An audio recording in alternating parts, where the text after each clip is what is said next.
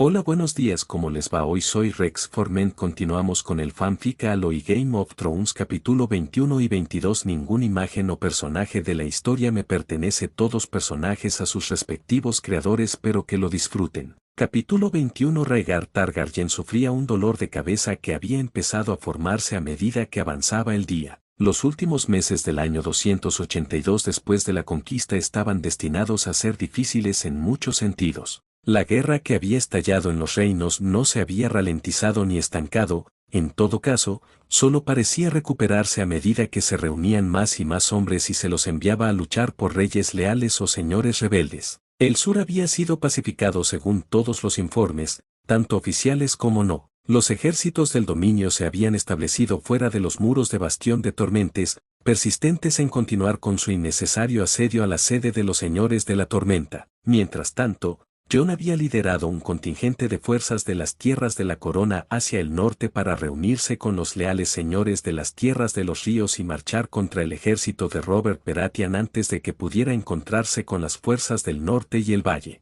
Eddard Stark no había hecho ningún intento de responder a sus cartas ni a las de Lyanna. Nunca estuvo en duda si las había recibido o no. Los pocos espías que Varys afirmaba tener en las fuerzas del norte indicaban que todos sus intentos de diplomacia habían sido rechazados. No era la primera vez que maldecía la terquedad de la familia de su segunda esposa. En Lyanna había una cualidad entrañable que la había hecho emocionante y estimulante. Sin embargo, en el resto de su familia, esa cualidad los hacía demasiado testarudos para ver el caos que habían sembrado con sus acciones egoístas. Los rebeldes no tenían ninguna posibilidad de victoria. Rhaegar lo sabía. Las fuerzas del dominio podían hacer frente a todo el ejército rebelde que se había reunido, y conseguir los hombres necesarios para igualar el número de hombres del dominio significaría vaciar dos de sus reinos de casi todos los hombres lo suficientemente viejos y en forma para empuñar un arma. Al mirar el mapa de Poniente que había estado usando para planificar los movimientos de los ejércitos y las estrategias de las fuerzas Targaryen,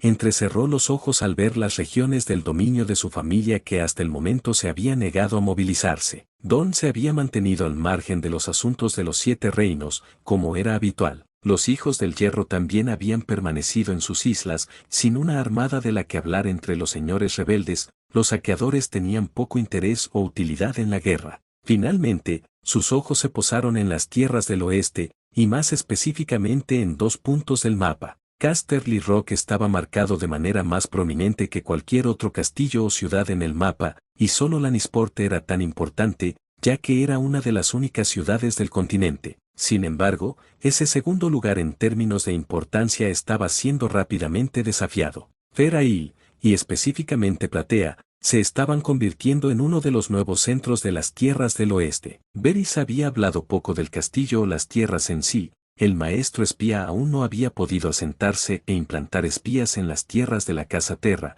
pero hasta ahora, las tierras del oeste en general se pavoneaban con elogios para sus nuevos compañeros. Al parecer, la Casa Marbrán había recibido recientemente un conjunto de equipos de minería bien hechos de los Terra, junto con el conocimiento de varias vetas de diamantes y oro en sus tierras que habían comenzado a explotar. La Casa Kenning, una de las casas más cercanas al continente, también había estado recibiendo ayuda de sus nuevos vecinos. Se estaban construyendo protectores de cristal similares a los que se encontraron en Invernalia con vidrio y materiales enviados desde los señores espartanos. Los señores y campesinos de las tierras del oeste cantaron alabanzas al señor de Terra y sus espartanos a medida que su influencia se extendía por todo el reino. Rhaegar había intentado más de una vez obligar a Lord Kurt a aprovechar su nueva amabilidad con sus compañeros señores para atraer a las tierras del oeste y a los Lannister a su redil. Kurt no había hecho promesas, ni había intentado retractarse del precio que le había ofrecido Lord Tywin de un compromiso real a cambio de la ayuda de su reino. Rhaegar había pasado más de una noche apretando los dientes por el problema. Casar a Cesa Lannister en su familia por medio de su hermano prácticamente garantizaba la muerte de sus hijos por circunstancias misteriosas.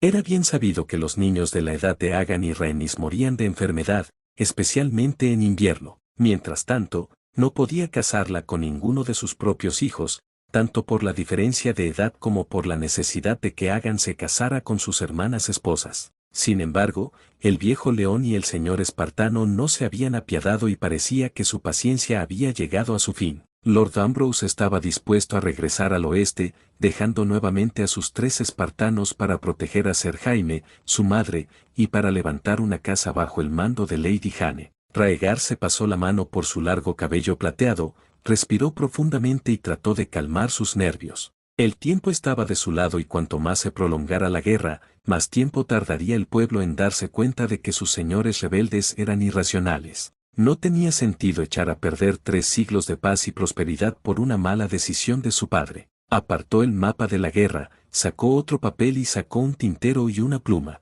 La carta que tenía delante era una que sería enviada a Rocadragón, informando a Elia de que se requería su presencia en desembarco del rey. Elia se había aislado de él y de la corte durante demasiado tiempo. Simpatizaba con sus sentimientos. Comprendía que probablemente se sintiera traicionada. Elia nunca había entendido su devoción por su destino, carecía de la visión necesaria para ver las difíciles decisiones que había tenido que tomar para garantizar la seguridad del reino. Sin embargo, por mucho que quisiera dejar que su primera esposa resolviera sus sentimientos en paz, Dorn tenía que participar en la guerra. Doran Martell no enviaría ni una sola tropa para salvar su locura, como le gustaba decir, pero con Elia en la capital, el príncipe dorniense no tendría más opción que enviar sus fuerzas. Después de todo, los rebeldes estaban luchando con la intención de destronar a su familia, y Aegon, Rhaenys y Elia eran parte de la casa Targaryen, sin importar el distanciamiento actual de su esposa.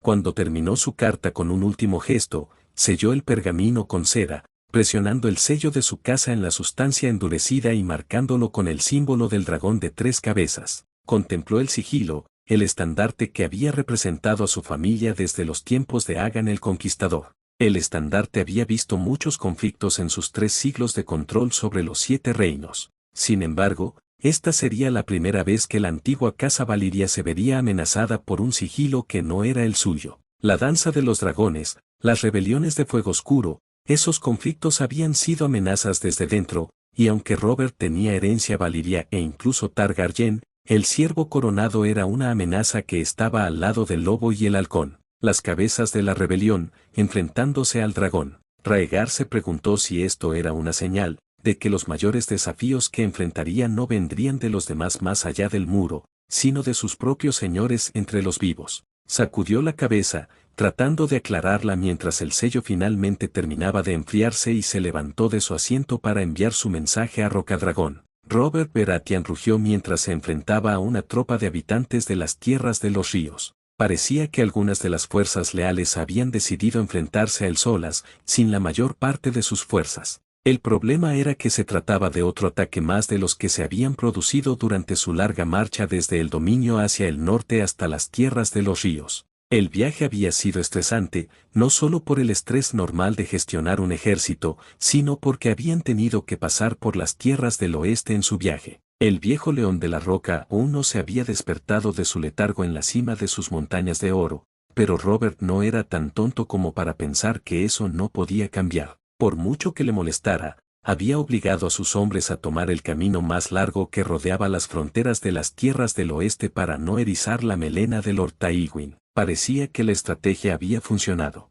Aunque se habían topado con fuerzas del dominio, las tierras de los ríos e incluso las tierras de la corona, no habían visto ni una sola fuerza de hombres del oeste acercándose a sus columnas de soldados. Robert bajó el martillo y aplastó el pecho blindado de un hombre con los colores de Dari. Vio cómo la fuerza de las tierras de los ríos se abría paso hacia su flanco. Parecía que el enemigo había decidido correr un riesgo e intentar separarlo del resto de sus fuerzas. El propio Robert se había apresurado a ir al frente cuando el ejército leal, que no contaba con más de 1000 hombres, había atacado su flanco derecho. Se había lanzado a la lucha y pronto se encontró hundido hasta las rodillas en la batalla y parecía que, en su prisa por ayudar a sus hombres, había quedado aislado del resto del ejército. «Retirada», gritó, intentando reunir a las fuerzas que quedaban en los restos de su línea. Un grupo de hombres, no más de 2 docenas, lo rodeó rápidamente, todos ellos a caballo, salvo unos pocos. «Vamos»,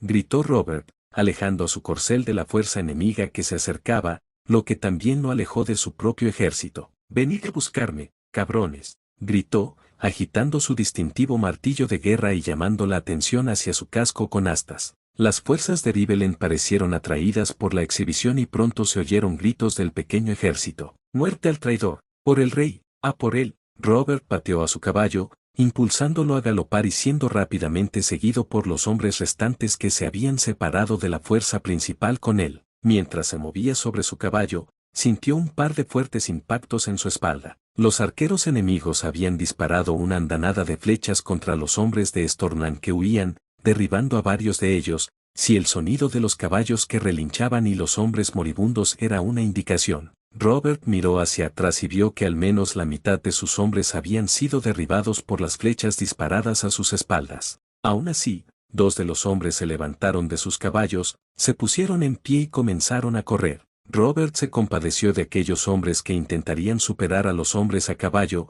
pero no había nada que hacer por ellos. Sin embargo, en lugar de quedarse atrás como esperaba, los 2 hombres siguieron el ritmo de los últimos 12 jinetes y llegaron a la línea de árboles junto a Robert y sus compañeros jinetes. En la distancia, Robert pudo ver a hombres con los colores leales que se separaban de la batalla contra sus fuerzas. Sonó un cuerno y el señor del final de la tormenta vio que el ejército se despedazaba y corría hacia los árboles donde él y sus hombres se habían retirado. Había menos enemigos, pero aún se contaban por cientos y sería una tontería intentar reunirse con su fuerza principal con esa cantidad de enemigos entre ellos. Robert se mordió el labio con frustración y frunció el ceño. «Mi señor», dijo un hombre con los colores de Estermón, «¿qué debemos hacer?» Robert reflexionó un momento. No tenía mucho tiempo para tomar una decisión. Sus enemigos pronto lo atacarían y entonces no habría ninguna posibilidad.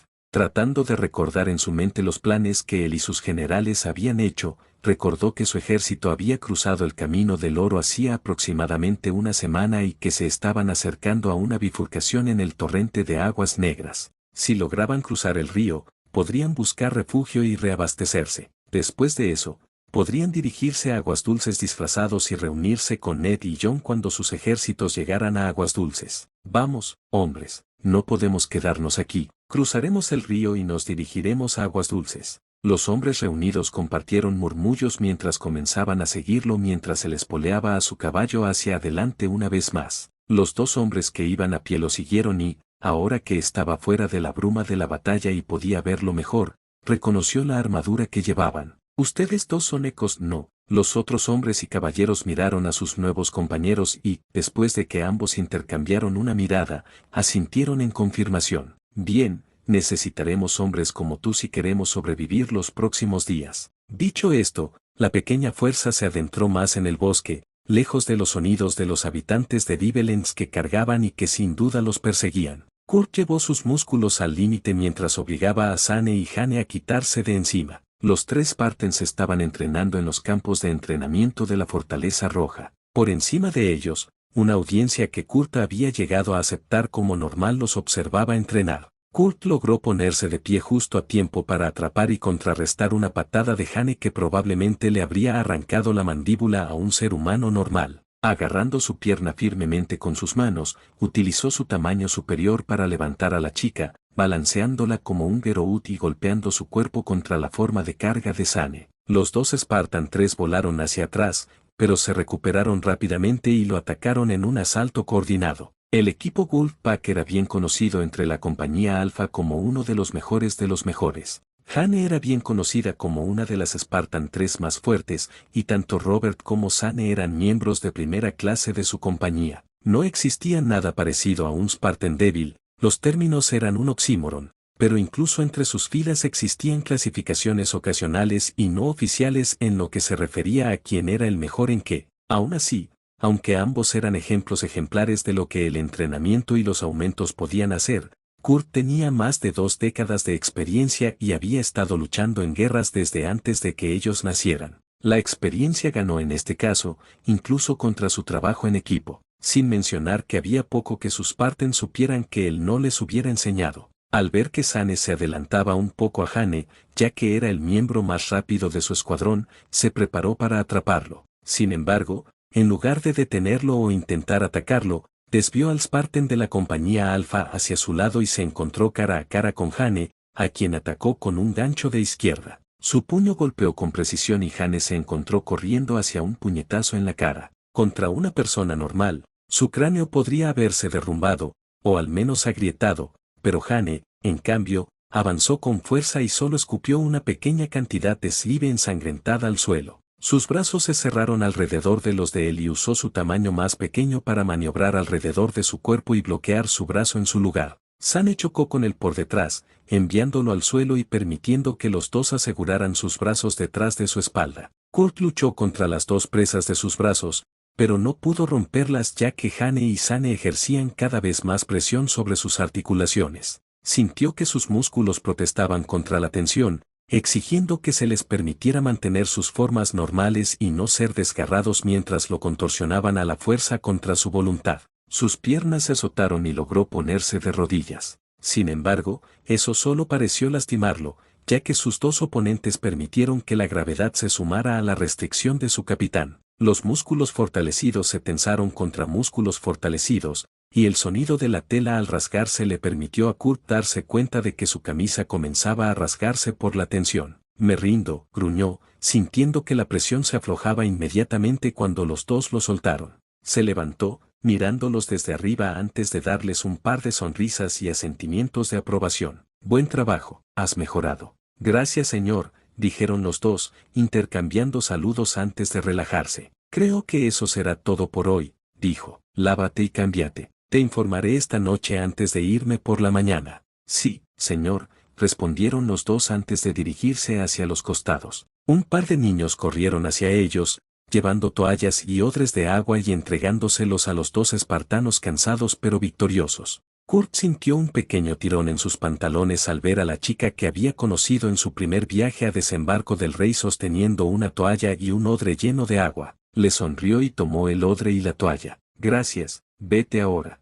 La niña sonrió antes de irse, corriendo hacia los otros dos niños que habían ayudado a Hane y Sane y corriendo hacia la fortaleza. Kurt los vio irse y tomó nota mentalmente de que los trasladaran a la platea lo antes posible. Fue un golpe de pura suerte haber encontrado a la niña. Ese trapo manchado de sangre que había usado para limpiarle la herida había desvelado otro misterio sobre este extraño mundo. La niña, junto con otra media docena de niños, había formado parte del primer intento de cribado genético de la gente de Poniente. Sierra, una niña de los barrios bajos de Fribaten, había sido una de las primeras, una corazonada que Kurt había tenido cuando la había visto desafiante ante él a pesar de su tamaño. Era una niña pequeña, pero Kurt había llegado a reconocer la mirada que tenía en sus ojos. Sus sospechas parecían ser correctas, porque Sierra era compatible. El proyecto Crisantemo había encontrado su primera pareja nativa de Poniente. Ese tipo de compatibilidad significaba una cosa para Kurt,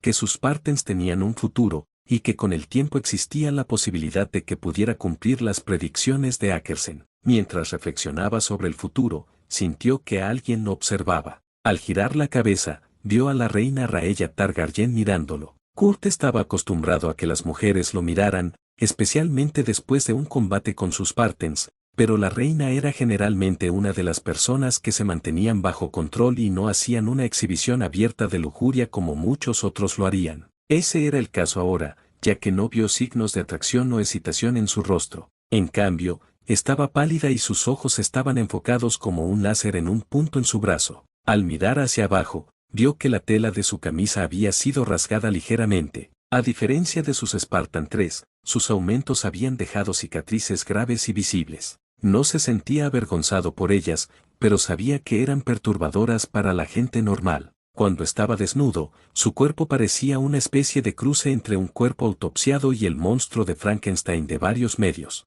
Había puntos de sutura distintivos y oscuros que lo habían dejado con tejido cicatricial como un mapa de carreteras por todo su cuerpo. Normalmente estaba disfrazado bajo la ropa por el físico musculoso que nunca había dejado escapar, pero ahora, en esa pequeña sección rasgada de camisa en la parte superior de su brazo, Raella parecía haber visto una de las largas filas de cicatrices y restos de suturas médicas de cuando lo habían desgarrado y luego lo habían vuelto a coser durante sus aumentos. Levantó la sección desgarrada de la tela, nuevamente no por vergüenza, sino más bien para el beneficio de la reina mientras sus ojos perdían el objeto de su atención. Tan pronto como perdieron la vista, sus ojos se dispararon hacia arriba para encontrarse con los de él, y al no encontrar vergüenza, de hecho, al no encontrar nada en sus ojos además de una cuidadosa neutralidad, se estremeció y caminó hacia Jane. La reina felicitó a la mujer por su victoria, ofreciéndole un abrazo a pesar del hecho de que todavía estaba apenas limpia de sudor y suciedad.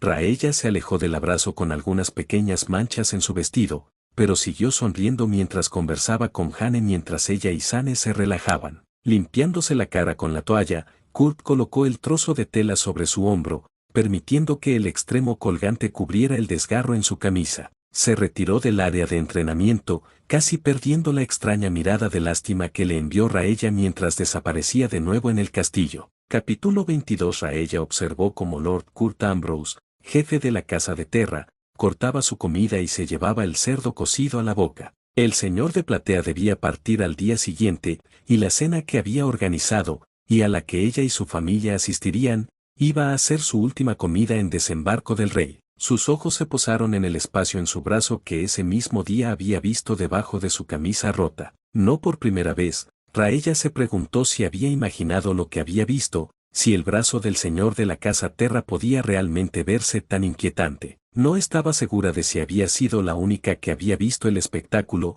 pero nadie más en la mesa había mirado tan desconcertado a Lord Ambrose, y ella no había visto a ninguno de los sirvientes dirigirle más miradas que las habituales que su enorme figura y su hermoso rostro atraían de las sirvientas. Recordó brevemente lo que había visto. Parecía una herida antigua, aunque Raella no había visto suficientes cicatrices antiguas como para saberlo. La piel tenía un tono rosado, que sabía que era común en las cicatrices, pero lo que la sorprendió fue la cantidad de piel que parecía tener. El desgarro estaba cerca de su hombro, mostrando 3 o 4 pulgadas de su brazo superior. Había un entrecruzamiento de la carne irregular y levantada, que parecía como si alguien le hubiera cosido la piel. Sabía que algunos maestras hacían esas cosas, se decía que los más experimentados eran capaces de coser la carne después de una herida como las damas tejían tela sobre las capas. Sin embargo, cualquiera que fuera la herida que había sufrido el señor de Platea, debía haber requerido un maestre con una habilidad que superaba a todas las demás.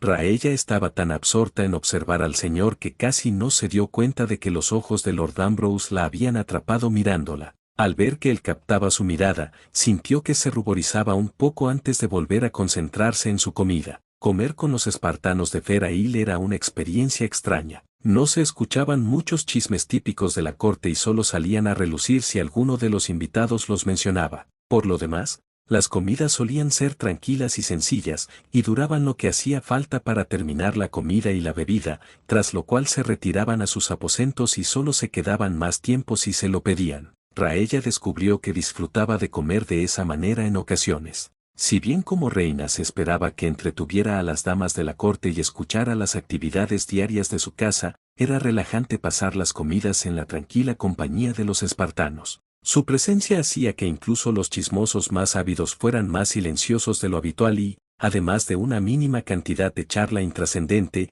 el silencio le permitía a Raella reflexionar sobre sus propios pensamientos, sin mencionar que, en ocasiones, Lord Ambrose traía consigo exquisiteces de sus tierras. Ella había descubierto que la gente de aquel hombre sabía mucho sobre especias que no eran comunes en Poniente. Tal vez pudiera encontrarlas en algún lugar de esos. De cualquier manera, la reina se dio cuenta de que no podía concentrarse por completo en su comida, no con los pensamientos dando vueltas en su mente. Sacudió la cabeza ligeramente mientras picoteaba la salchicha de cerdo asada que le servían para la comida, tratando de aclarar su mente y concentrarse. La velada continuó, la cena transcurrió en un agradable silencio antes de que se sirviera un pequeño postre, un interesante dulce azucarado que también olía y sabía a canela. A medida que la noche se hacía más oscura y el fuego ardía en las antorchas, Raella y sus damas finalmente se marcharon cuando Lord Ambrose se levantó y les deseó buenas noches. Al salir del comedor y caminar por los pasillos de la Fortaleza Roja, Raella reflexionó sobre el día.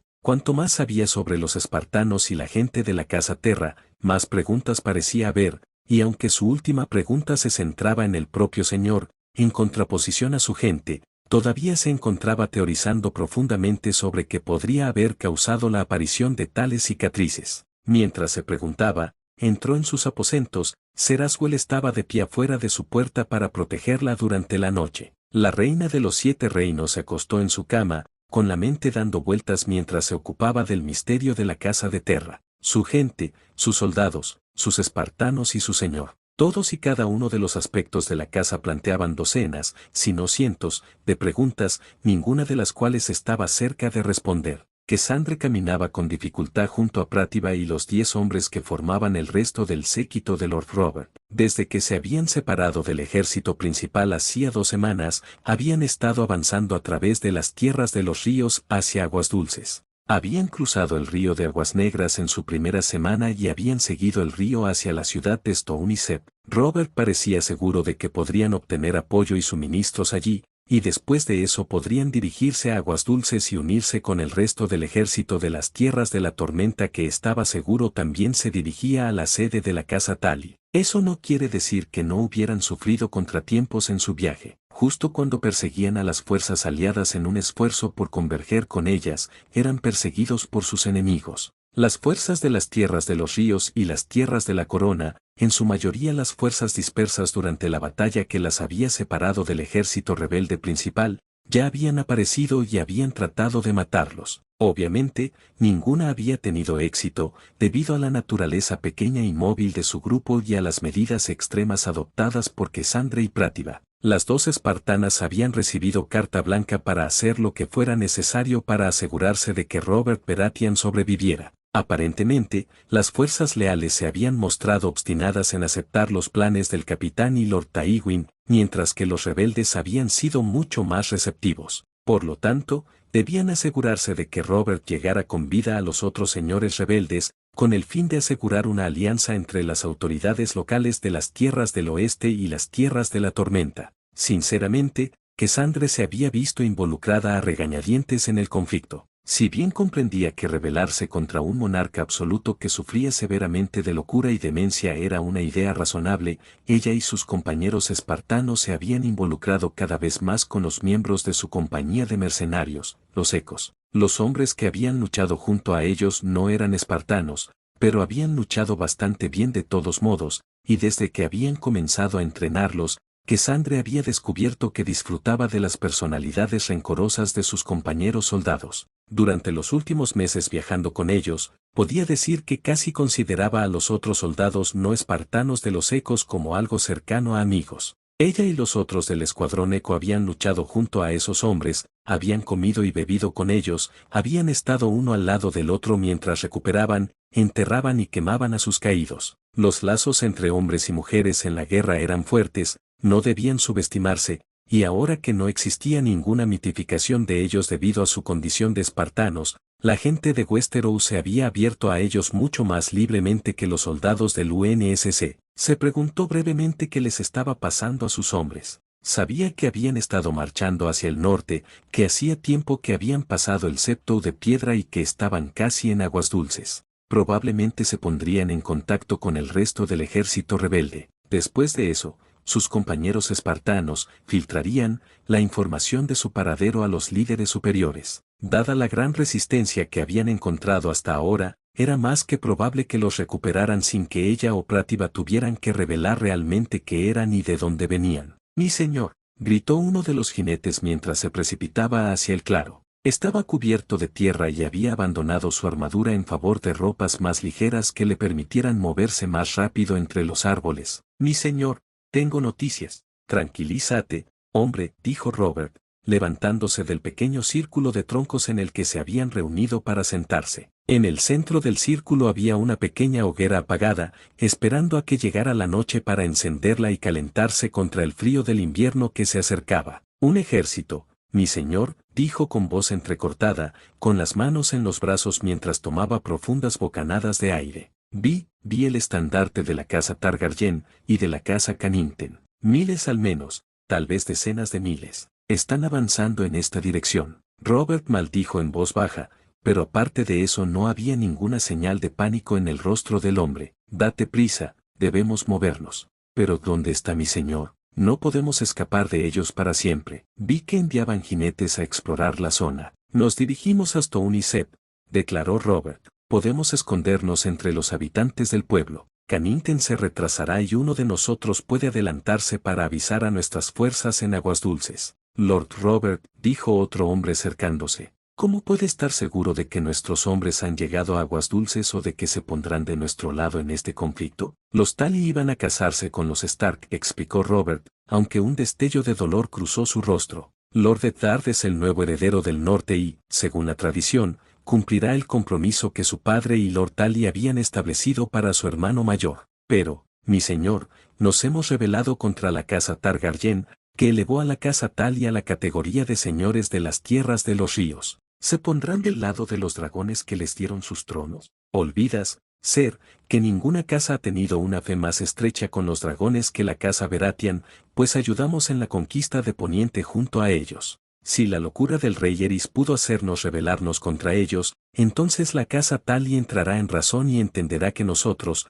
como señores de este reino, no podemos soportar a un rey tan loco como para encarcelar y quemar al señor y heredero de uno de sus 7 reinos. Ahora, vamos, tendremos que movernos rápido si queremos mantenernos por delante de los exploradores de nuestros enemigos, y ser más rápidos aún si uno de nosotros quiere llegar a Aguas Dulces antes de que Canington y su ejército nos alcancen. Cassandre observó cómo el pequeño campamento se preparaba rápidamente, montando a caballo donde podían y partiendo al trote hacia la ciudad de Stone Isep, al noroeste. Mientras tanto, le hizo un gesto a Prátiva, que activó la pequeña radio que había usado para captar la conversación y la envió al supervisor de la misión en Platea. Al final del día, Leí y el resto del escuadrón hecho sabrían cuál era su situación y encontrarían una forma de dirigir las fuerzas de los rebeldes hacia ellos. El año 282 después de la conquista estaba llegando a su fin. Ned sintió que le picaba la piel mientras caminaba por los salones de Aguas Dulces hacia el solar de Lord Hoster Tully. La rebelión había estado en marcha durante casi 9 lunas.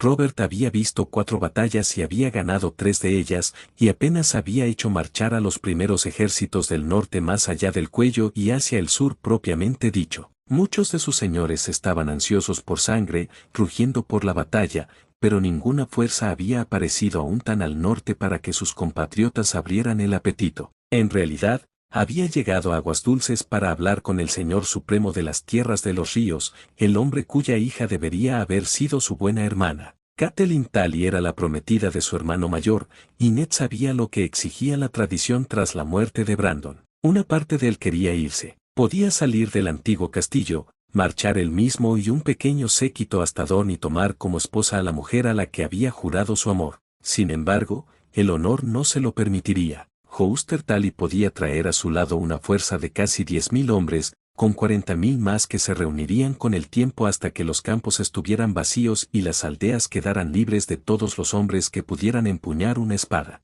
Su propia fuerza y la de Jon Arryn eran ambas de 10.000 hombres, y más en camino a medida que sus dos reinos reunieran más fuerzas y reclutaran más ejércitos para enviarlos, pero en ese momento cada hombre que el viejo trucha pudiera traer a la mesa era una bendición. Mi reino, pensó Eddard. La idea de ser el señor del norte todavía le resultaba extraña. Se rumoreaba que su padre seguía vivo, atrapado y atormentado bajo la fortaleza roja en Desembarco del Rey, pero con la muerte de Brandon eso significaba que Ned era el heredero de Invernalia y el más grande de los 7 reinos. Cuando entró en el solar de Lord Hoster, vio que junto al hombre estaba su hermano, el pez negro Brynden Tully, y una mujer de pelo rojo intenso, probablemente Catelyn Tully, la prometida de Brandon, ahora su futura esposa. Lord Stark, asintió Hoster. Ned, dijo Jon Arryn, haciéndole un gesto al hombre para que se sentara a su lado. Entonces estamos todos aquí, dijo Lord Brynden con brusquedad.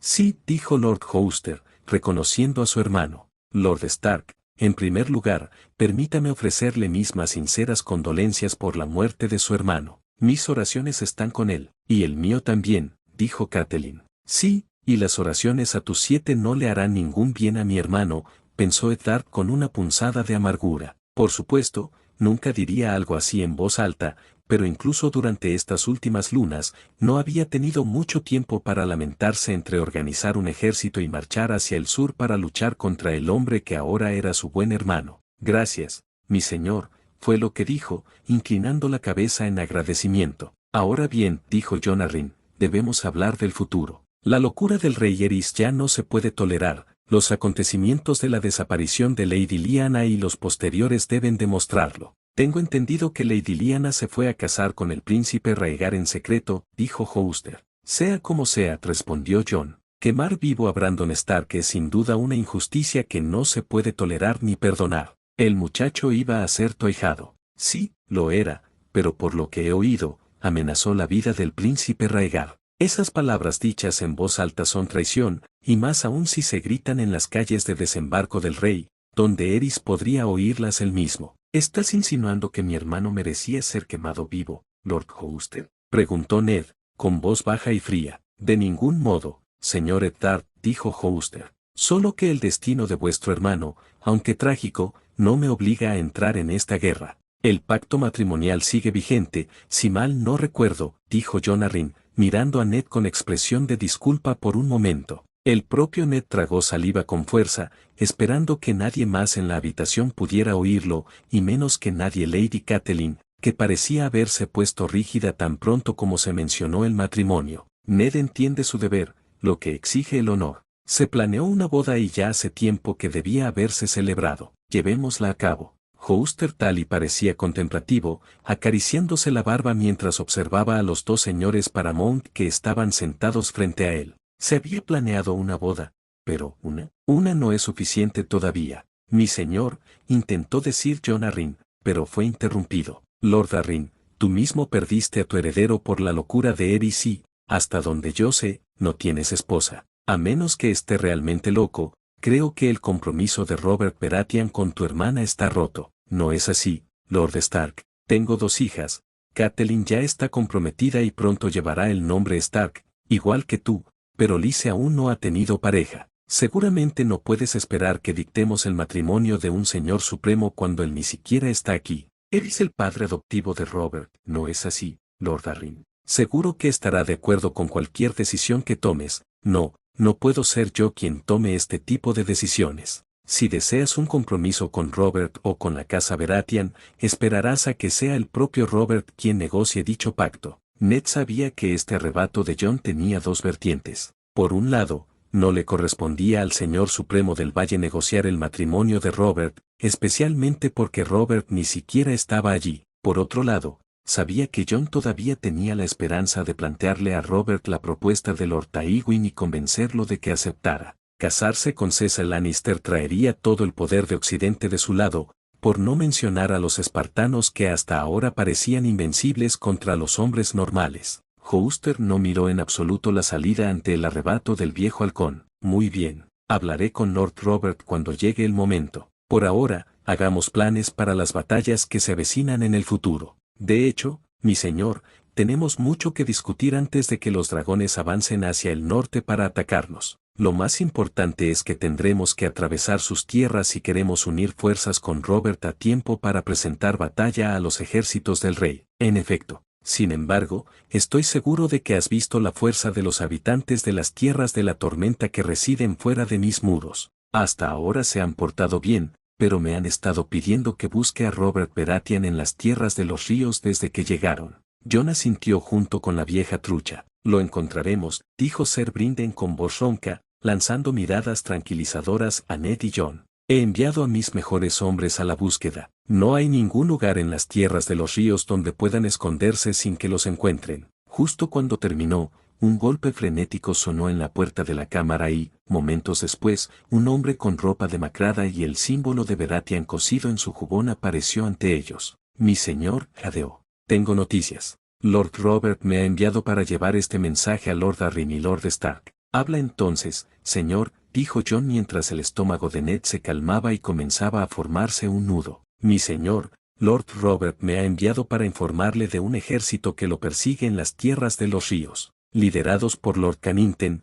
nos persiguieron a mí, a mi señor y a su séquito por el río de las aguas negras. Él y el resto de nosotros nos dirigíamos hacia la ciudad de Stony Sept, y me enviaron por delante para informarle. Lord Cannington y sus fuerzas se dirigían hacia la ciudad cuando me fui, pero espero que se demore lo suficiente buscando en los otros asentamientos a lo largo del camino. Ned sintió que se le encogía el estómago de nuevo. Robert era su amigo, un hombre al que consideraba tan cercano como a sus propios hermanos. Había partido hacia el norte para reunir a sus ejércitos y asegurarse de que Azara fuera enviada de vuelta al sur sin levantar sospechas hacia ella, y al hacerlo no se había unido a Robert en ninguna de las batallas que habían asolado el país durante el año anterior. Ahora su amigo estaba atrapado con fuerza en las fosis de la muerte y solo las acciones más rápidas tenían alguna esperanza de salvarlo. Su cabeza se giró de golpe hacia John, que también parecía sorprendido y consternado. Lord Tally, dijo Ned, intentando mantener la voz firme y sin rastro de pánico.